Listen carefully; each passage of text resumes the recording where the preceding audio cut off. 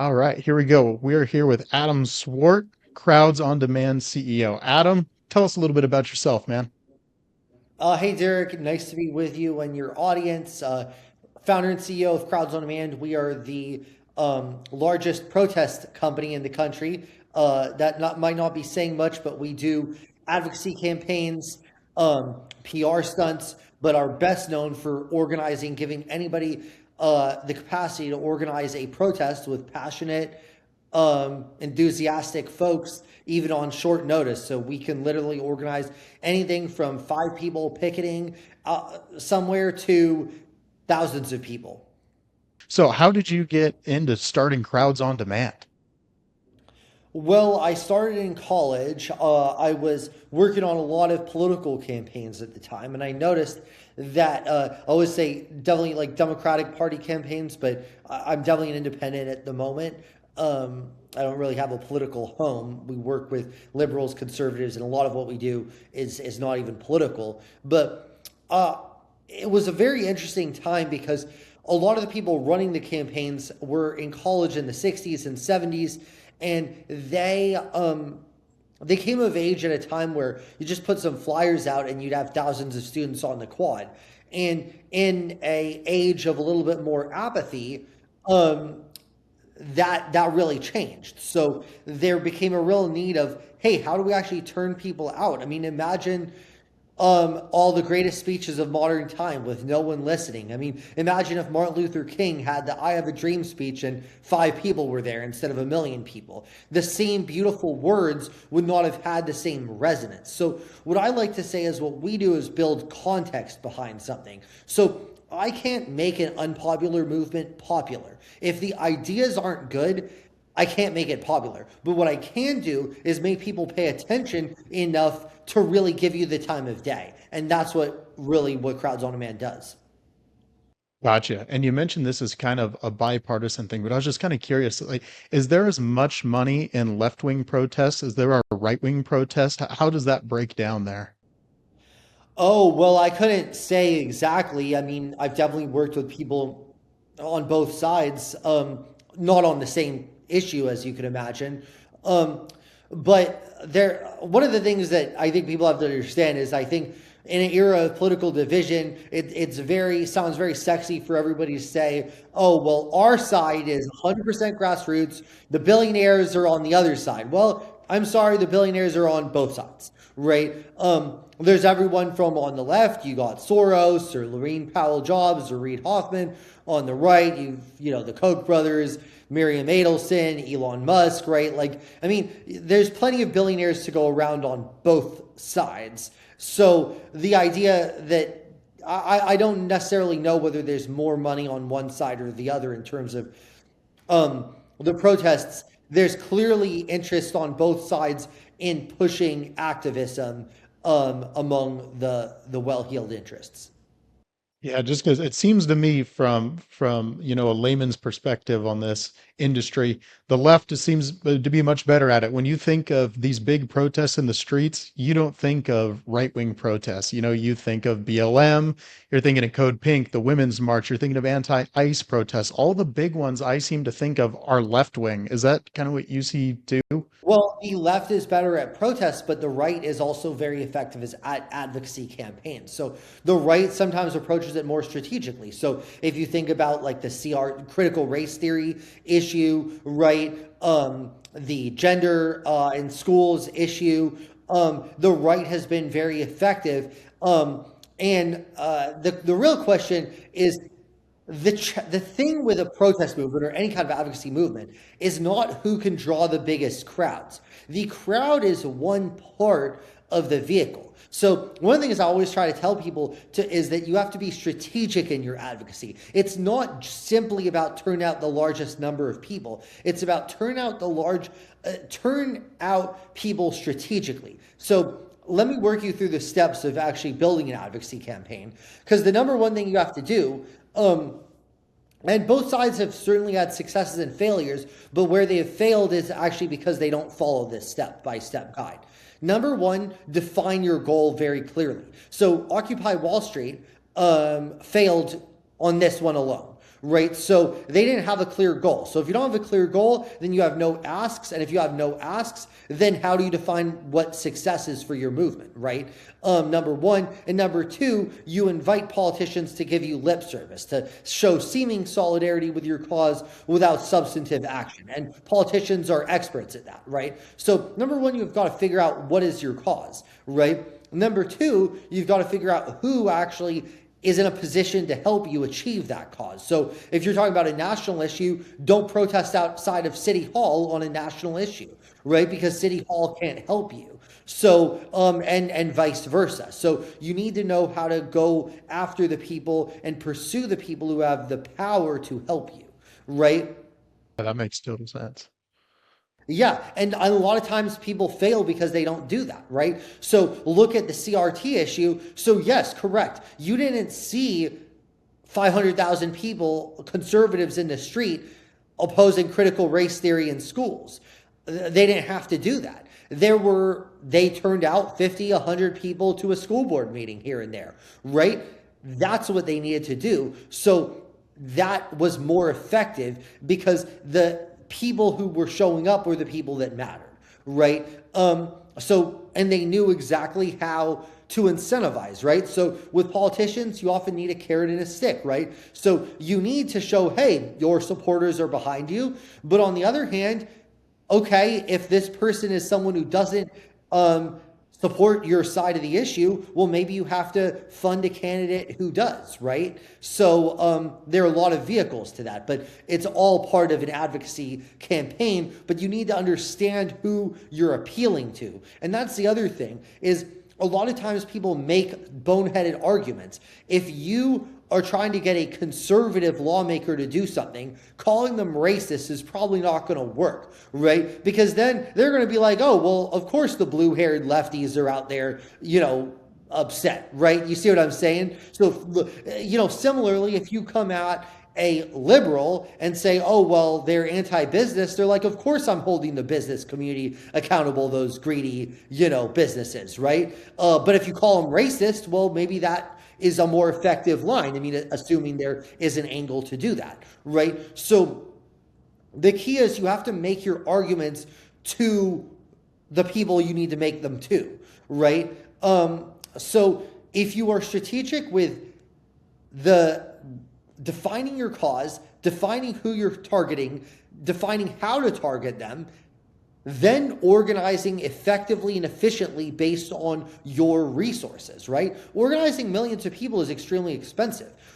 It might be easier to organize 50 people, plus, let me tell you the last part of this, is be relentless. So you can't just show up once and expect people to get the message.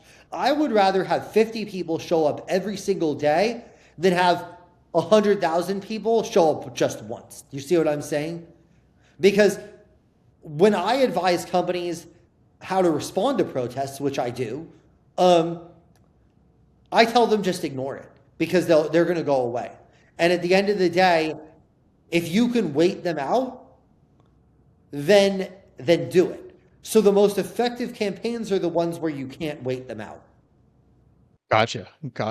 Interesting. So I didn't even think about a decentralized portion of your business where there are groups of 50 people going to parent or school board meetings. Is that something that's actually viable as a business? Is that part of this industry, is getting small groups of people to go out to school board meetings? Or any kind of meeting. I mean, protests, meetings, whatever. I mean, I always like to say our smallest crowd is one. We've organized, people ask what's the biggest, what's the smallest, like one. You can have one person out there every single day and it makes a difference. Now, of course, is one less effective than two? Is two less effective than five? Of course. But you have to assess your resources and longevity. I mean, there's been a guy outside the White House, I suppose it hasn't really worked, but protesting against nuclear weapons for, I think, since the Nixon administration. So there's a value in one. I mean, it takes a lot longer, and I don't necessarily think one is an effective number. But if you're talking about 50, of course, we organize, I would say 50 to 100 is actually our average size crowd. Wow. What's the price point on a crowd like that? If you wanted to get 50 people to show up to your school board meeting, what does something like that cost? Well, it really depends where the school board is and what the issue is, because our pricing really depends. Because remember, Derek, we're turning out people who are enthusiastic about the cause, right? So the cost of turning out somebody to a school board meeting is going to depend on where it is and what the cause is, right? So, you know, so it really depends, but we pay people pretty well because I want good people who are going to be good ambassadors for that movement. Right. I mean, that makes total sense. I've heard you talk about this before, where you're not necessarily hiring people who don't know anything about the cause to go out there and protest, but this is somebody who maybe wanted to go anyways, but couldn't afford the gas or something like that. So Correct. just that little bump, that little bit of pay that they get, then pushes them over the edge to go show up to these protests. Whereas if you Yeah. were paying somebody who didn't believe in the cause at all, you would have to pay them double, triple, quadruple to show up, right? So from a business standpoint, it makes sense to go after the low-hanging fruit, the people that are most passionate first, and get them out there. Correct. And depending on the issue, that may or may not be doable, right? And we always have to assess. Now, one of the things that I would say is, yes, number one, we try to get passionate people. But number two, I think that's a better that's a better reflection of a movement. But the other thing is that in regards to how it works, a lot of times people have, like, the opportunity cost to attend a protest is different for each person, right? So if you're a college student or you're retired, you have no opportunity cost perhaps in going to a protest that you agree with. And maybe if you're a well-off retiree, gas, parking, whatever, that's of no consequence. But if you are an hourly worker or a gig economy worker, then going to a protest comes at the opportunity cost of whatever else you were going to make that day, childcare, right? If you have kids, so we can be talking $200, $300, $400 opportunity cost in attending a protest, right? So is it not reasonable for people to be afforded that right to participation? And if the answer is no, because I have a lot of critics who say, oh, well, no, people should sacrifice. Well, but is it fair that wealthy retirees, college students don't have to sacrifice, but that hourly wage worker does? Why should those sacrifices be different? Right, right. So you're essentially just connecting people who are willing to pay for protesters to show up, who want a crowd, and people who already maybe wanted to go but couldn't afford it to begin with, or just needed that extra financial incentive. No, that makes total sense as a business model. But when we're talking about movements like, let's take BLM as the first one, how much of that movement, based on, everything you've seen in this industry, is paid for versus organic? Well, it really depends on the definition of organic, right? So, do I think that the people who were in the streets were to some degree sincere about BLM? Yeah, I think there were. I mean, I'm sure we all know people who were there. I mean, I know people on MAGA, I know people at BLM, like, sure, like, they're sincere. I think the bigger question is a couple things, right? So, number one, a lot of people, because BLM was such a big movement, number one, a lot of those people were there for Instagram, right? They wanted to be there to post on social media. So I always give the example of the Real Housewives of Orange County. A lot of them were at the BLM protest. Well, it's like, well, do they really care about institutional, structural racism? Do they know about that? Do they know what that is? Do they care? Right? Probably not. Of course not. Right. These are like some of the dumbest people, right? Come on. So I'd imagine they're there to take that photo to show that performative adherence to the cause. Now, I want to be clear, you don't have to be well informed on an issue to be able to express your support, right? So I know people who support BLM but who couldn't defend BLM, just like I know people who support the president, President Trump, and who can't really muster a good argument in favor of it. They're like, oh, he's a strong leader. Okay, well, why or how or like, so I don't think you should have to though. Like, I don't think that is a prerequisite to attend a rally that you should somehow be able to be press secretary for the movement, right? Like, I don't think that should be a prerequisite. So, but I think it's important to realize that a lot of why people go to these things. I mean, I always like to joke, look at Woodstock and the Vietnam protests. I mean, people were there to smoke weed and get laid, right? Like in many cases, free love. So does that mean that they supported Vietnam and not opposed it? No. No, I think they probably did oppose the Vietnam War, but there was a social aspect to it. Right, right. They couldn't tell you about the politics of the Vietnamese or the dynamics of the war or anything like that. They were just Nor should they generally have to opposed to be. it. Gotcha.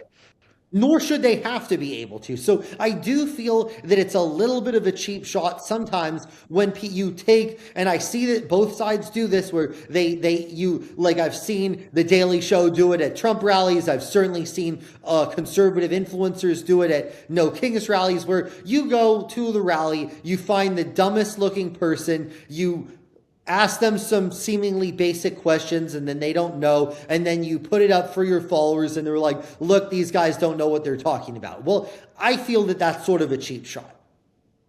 Right. And there's all sorts of different forms of that. I mean, you could, just like you said, the Daily Show, all those shows just kind of specialize in that kind of theater. So no, I totally get what you're saying there.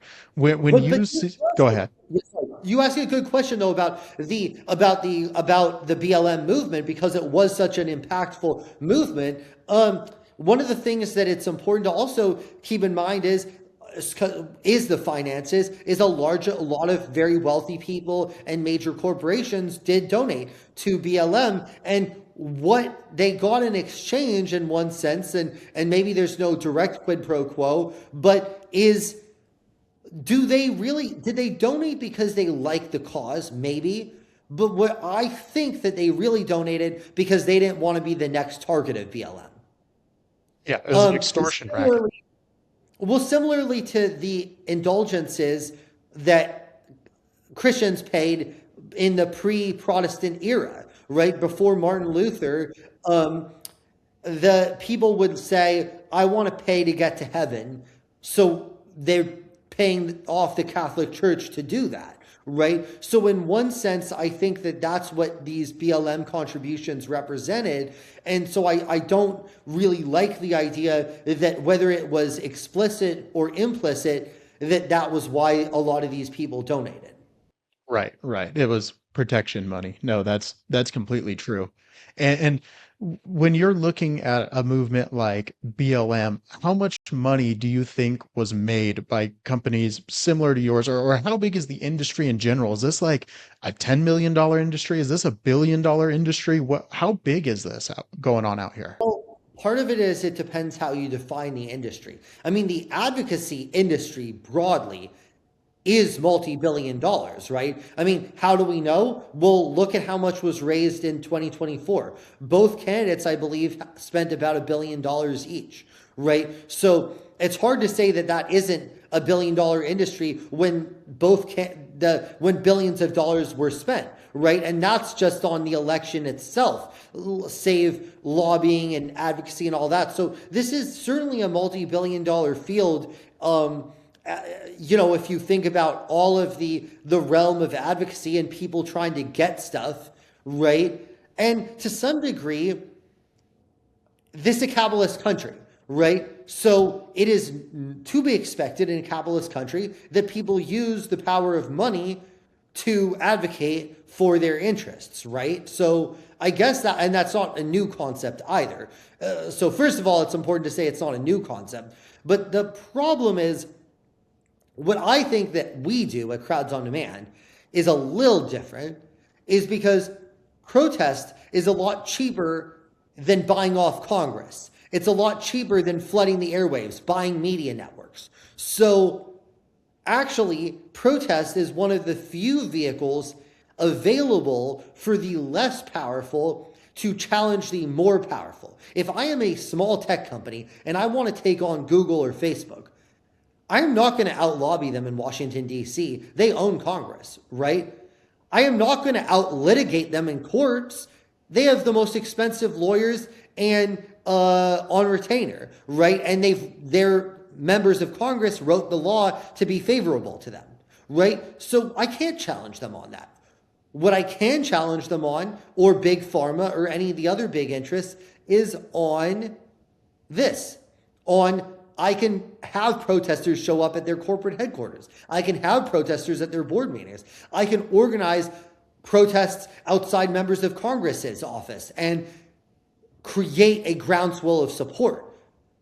And through that mechanism, oppose some of the largest power structures in the United States. And that's the beauty of our First Amendment. It gives me the right to do that. Right, right. For the anti-ICE protests, just because that's something a little more recent, you see people showing up in tactical gear. You see people showing up with all sorts, gas masks, things you don't normally just go down to Ace Hardware and buy. How much support are other, paid protest companies giving these people to turn what is supposed to be a protest into a riot? Well, I think one of the things to keep in mind in my hypothesis is these aren't companies, right? They don't operate the way I operate, where I advertise my services and of course everything we do is lawful, right? And number one, advertise, keep within the law, and number two, advertise our services, and number three, go on podcasts such as yours regularly to defend what I do, right? The people that you're talking about, they don't have an LLC, I don't think. They're probably taking cash under the table in the most discreet way possible, maybe laundering it or something, right? Because they're doing something illegal. I suppose I should say that merely purchasing tactical gear in and of itself is not illegal. But if you put that together with, as you mentioned, in some of these instances, buying bricks and all of these sorts of things, right? It's fairly obvious the intent is nefarious. So I don't want to put anything on one individual or another individual, but there have to be nefarious actors out there who don't go on podcasts, who you've never heard of, but who are doing this. And I condemn that. Yeah, and you deserve a lot of credit for that actually, because you're right. We don't see the Open Society Foundation coming out here and advocating for, leaving bricks on the sidewalk for people to throw at protesters. So, which did kind of bring me to one of my questions. Why did you decide to come out now and start talking about this? Well, first of all, out of self-interest, because a lot of people falsely associate my company with riots and vandalism or any of that crap. And it's important that I am out there as the founder of the company. I've been doing this for 14 years now, 14 years. So a decade and a half, basically. So it's important that I come out to defend my own work, right? And kind of make sure to disassociate myself. So there's certainly the self-interest of that. Number two is to kind of clear up other misconceptions about my company, which we've kind of done to some degree. But number three, it's to kind of let people know, hey, there are these nefarious groups and they should be condemned. And in a country that affords us the right, First Amendment rights of free expression, free speech, we can protest basically anywhere in public that we want, whenever we want. What excuse do we have in this free country to pursue our goals through violence, vandalism, looting, and destruction, right? When we can do so lawfully. Right, right. And when you see an event or a protest or something, because like you said, you've been doing this for 14 years, can you look at it and say, oh yeah, that is a bunch of paid protesters versus, oh yeah, this is something that completely is grassroots? Or is there even such thing as a completely grassroots movement anymore? No, and I don't mean to be like Orwellian, because it's not like, because I would, the only issue that I would take is the premise of your question, which is you said anymore, as if that ever existed. That is a fanciful notion. It's sort of like when people are like, back in the 50s, everything was great. Well, no, it really wasn't. We had problems then and we have problems now. So the concept of paid crowds, first of all, of paid activism goes back to the earliest democracies, such as Romans and Greek times, right? Even if you look at the civil rights movement, right, the United States government was picking winners and losers in the civil rights movement. They liked Martin Luther King to some degree. I mean, initially they tried to sabotage Dr. King, right, where J. Edgar Hoover, the former director of the FBI, was actively trying to sabotage him, but failing. Then the FBI said, okay, well, we like King because he's peaceful, he's not as radical. And then they sought about sabotaging Malcolm X and Fred Hampton, right? And so the point is, this idea of powerful interests playing winners and losers among protest movements is not a new concept, right? It's a very old concept. But if I could, Derek, let me work you through like how even the most seemingly grassroots movements aren't grassroots, right? So let's just say you take a few moms at a school board and they say, let's not even make this political. Let's just say they are upset because the textbooks are out of date and we want better textbooks, right? So three moms say, okay, we're going to work on this. We're going to write letters to the school board members. We're going to call the school board members. We're going to go out to every school board meeting, and each time we're going to say these books are too old. Okay, well, this is great. Well, I guarantee you none of these moms worked at McDonald's. None of them were maids. They were probably all stay-at-home moms. And if they're not stay-at-home moms, they probably had some kind of flex work situation, right? So the person who paid for that was the dads who worked so that the moms had time to engage in that activism, right? And I suppose we could reverse that if dads were doing it, but stay-at-home dads, I don't think really involve themselves in such things. Maybe find me an example and I'll apologize. And I'll do a dad example, but I've never heard of a stay-at-home dad getting involved in school board politics before. I imagine stay-at-home dads mostly smoke weed on the couch. I don't know. I mean, I could be wrong, but the point is that this seemingly grassroots movement, it is like these three moms, but it's essentially funded by their husbands whose work affords them the opportunity to engage in this activism. Yeah, and we just hope those moms don't go out in the streets and start throwing get involved with the George Soros type people and start throwing bricks through the school window. Well, and you know what's actually really interesting, Derek, about that is when I saw some of these moms in Minneapolis blocking the ICE vehicles, right? What I actually also feel is important to understand is, well, you have the right to protest in so many ways, but I think a lot of people falsely believe, because they're not informed, that the First Amendment affords them the right to do that. And they don't actually understand that that's illegal. So I actually feel bad for these women, mostly women I've seen engaged in these protests. They're doing that because they don't understand that they're actually committing a crime by obstructing law enforcement. They think that somewhere they've heard, oh, I have a right to protest, which you do, but they don't understand that that's actually not protest. So I actually think that it's incumbent on people to actually make sure that people know what is and is not permitted forms of protest. So I actually feel bad for those people because I don't, whether you agree with them or disagree with them, they have the right to speak. If they don't like ICE, they should speak against ICE, in my opinion. But they should do so lawfully.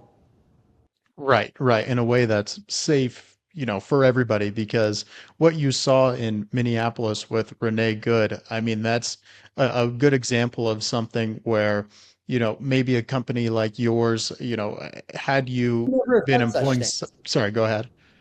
Well, we would have never taken on such a task, right? Like that's obstruction of law enforcement. And I wish, and had someone approach me with this, I would tell them that this is not permitted and that there are a lot of other ways. I mean, even if we want to involve ourselves, I don't really like to involve ourselves in these sort of ultra controversial subjects because it's a lot of crap and it gets really tense. So I don't really like to I like to do niche issues that no one's talking about. So one thing that's interesting is my goal is to spread the word about things that you haven't heard of, not to just be part of the Democrat versus Republican noise that doesn't really persuade anybody. Right, right. No, That makes sense to me too. As a business, it'd probably be a liability, and that's how I when you said a lot of these guys aren't operating off of LLCs, that they're just paying cash and dropping bricks on the sidewalk. That's a hell of a liability to be taking on, and hopefully those people that are operating that way, setting up these Telegram chats for people like Alex Preddy was another one that Yeah. was allegedly part of this larger organization. Hopefully, those people are held accountable because there should be liability for people that are paying for tactical gear and bricks to go fight cops, and then a cop or a civilian's killed in the process. Well, I think the point is that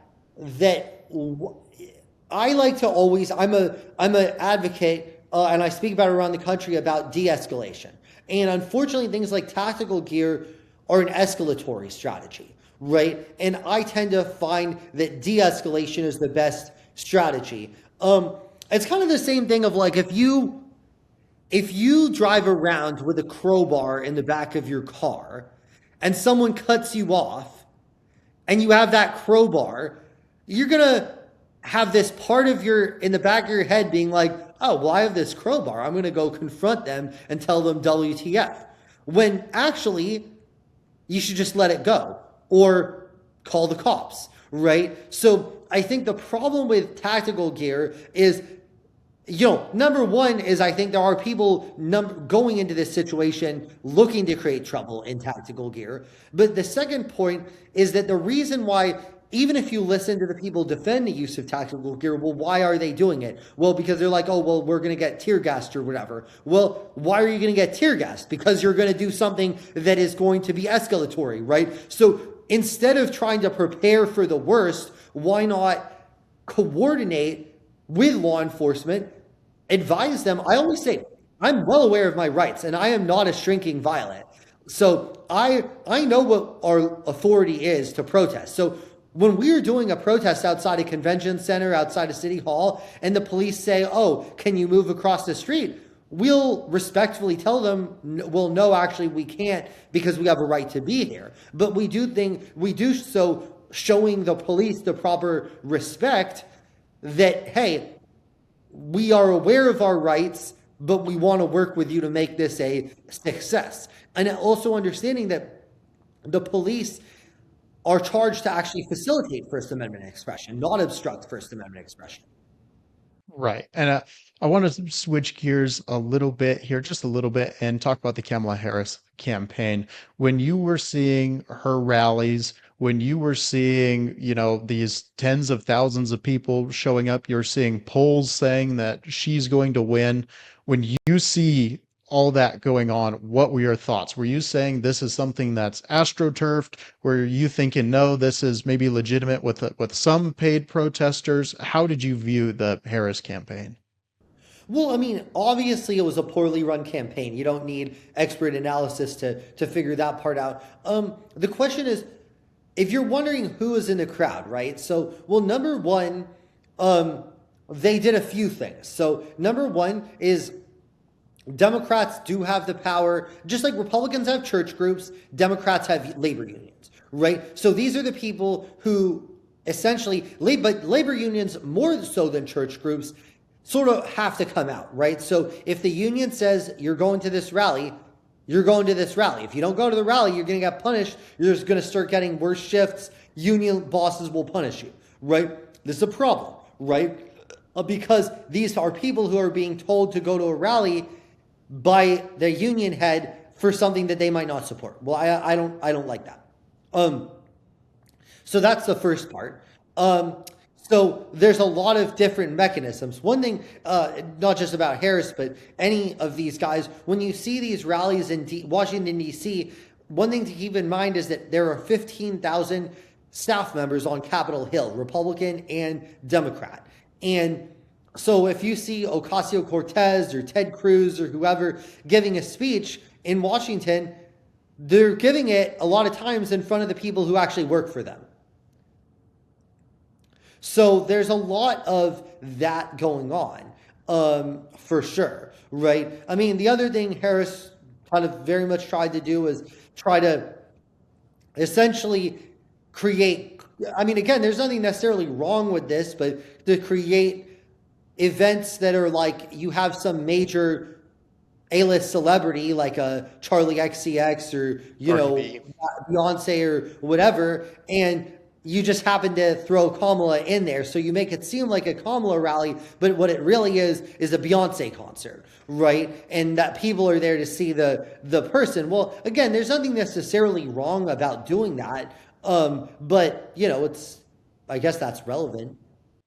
Yeah, and I'm just kind of reflecting on the end of that 3 months that Kamala had, and it just Orwellian is kind of the only word that comes to mind. You're seeing all these people at this rally. You're seeing in the polls, oh man, she's neck and neck with Trump. Even at some point, she's winning. And you walk around your neighborhood, and there's not a single Kamala sign anywhere. And I know that she still got, tens of millions of votes. Obviously, she wasn't trounced in some, Reagan-esque way, but Trump was the first Republican to win the popular vote in a long time. So you have to wonder, like, what was going on? Were all those people at those rallies paid to be there, aside from the ones that were just concerts? Because they weren't all that way. There were just straight up rallies where she had tens of thousands of people showing up, and those polls seem to be talking to somebody. Or are those fake too?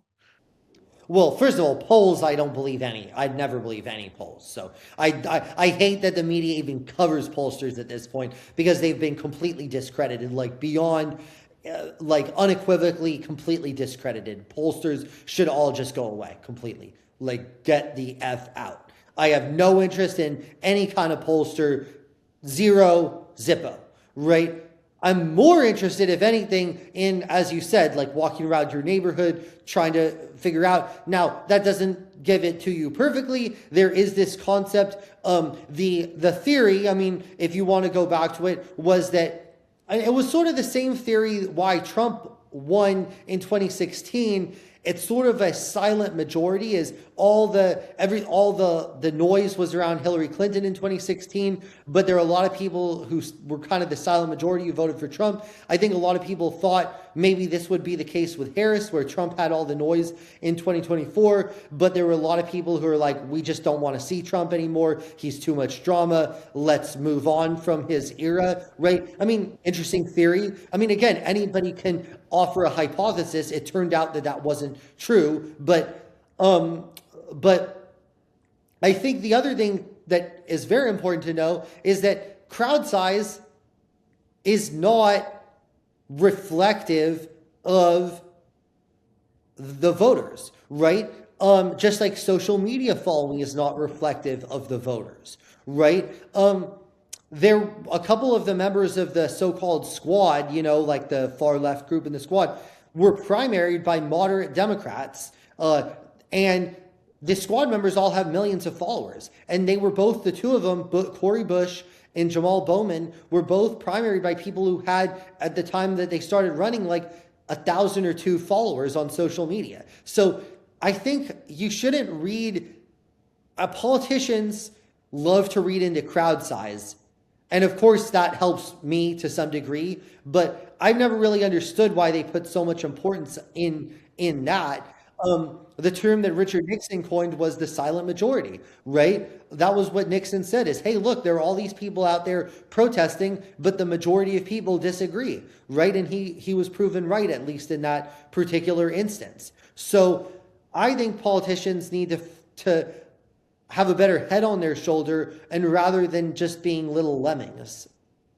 Yeah, and it sure didn't help Kamala because, again, the energy around Trump felt real. And I don't just say that as somebody who, voted for Trump all 3 times, but as someone who, went around college campuses and talked to people. The energy around Trump, no, I didn't talk to a single person who walked up to me. He's like, you know what? The person that I really want to be president is Kamala Harris because she's going to do X, Y, and Z great things. And so I'm just kind of like operating under the assumption that like the majority of those people at those rallies had some other reason for being there, whether it was a concert or they were paid or something like that. Well, it's possible. I mean, look, I think that the other thing that, whether you support or oppose Trump, that you have to understand is that there is no one who inspires supporters, but also no one who inspires opponents more than Donald Trump. There are a lot of people who are inspired not by Trump, but by opposing Trump, right? So there, he is a polarizing figure, and so I think that there are a lot of people who just strongly oppose him. And so, of course, his greatest strength is sort of his greatest weakness. His ability to get his supporters enthused is also his ability to really rile up and piss off the other side. So that. Yeah, I mean, I think that I have a lot of MAGA friends and very anti-MAGA friends, and I think they would all agree with those statements. Yeah, no, they definitely would. But one of the things I really like about you is you're a man with solutions. So I read you're the author of the Transparency in Political Demonstrations Act. What is that?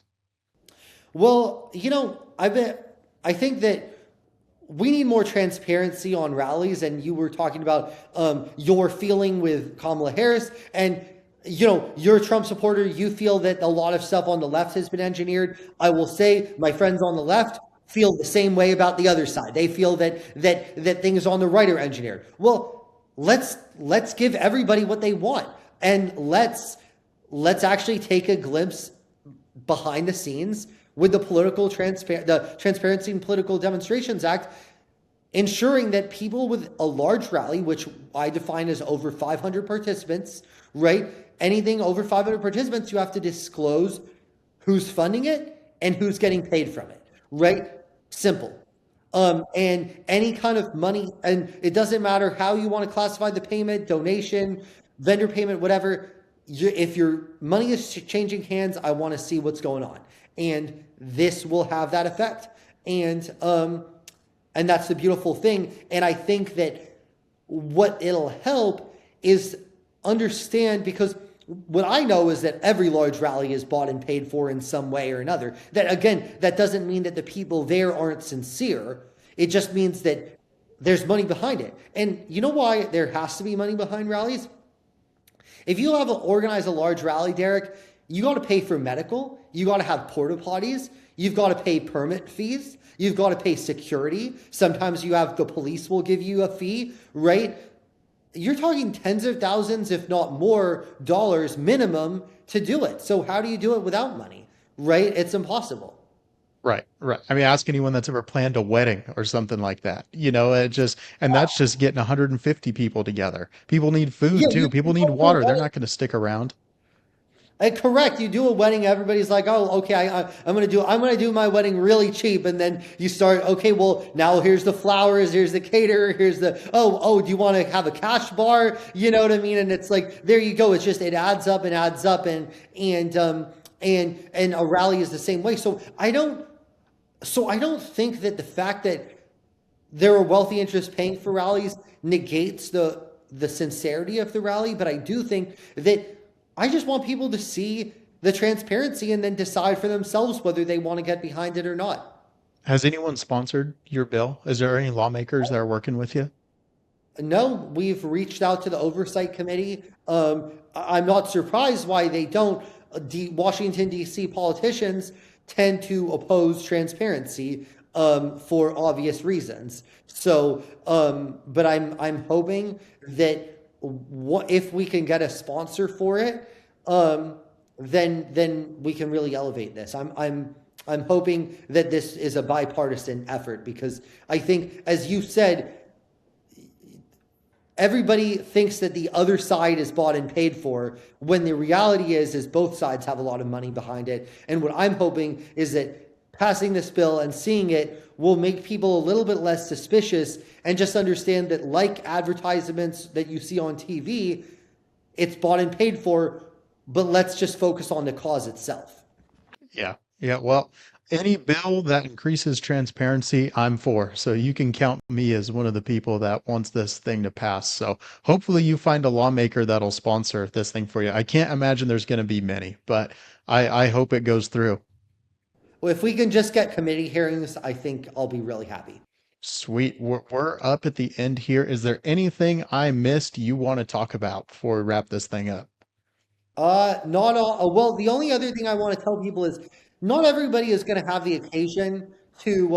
I know this is a sort of a business show too. Is going to have the occasion to get involved in politics, and that's okay. But you can use a lot of these tips that I outlined earlier in any kind of advocacy campaign, whether it's collecting a bill, dealing with your insurance company, dealing with your landlord, dealing with your tenant, whatever you need that where you need to just advocate, go rewind and listen to the steps, because if you follow those steps, you'll position yourself very well.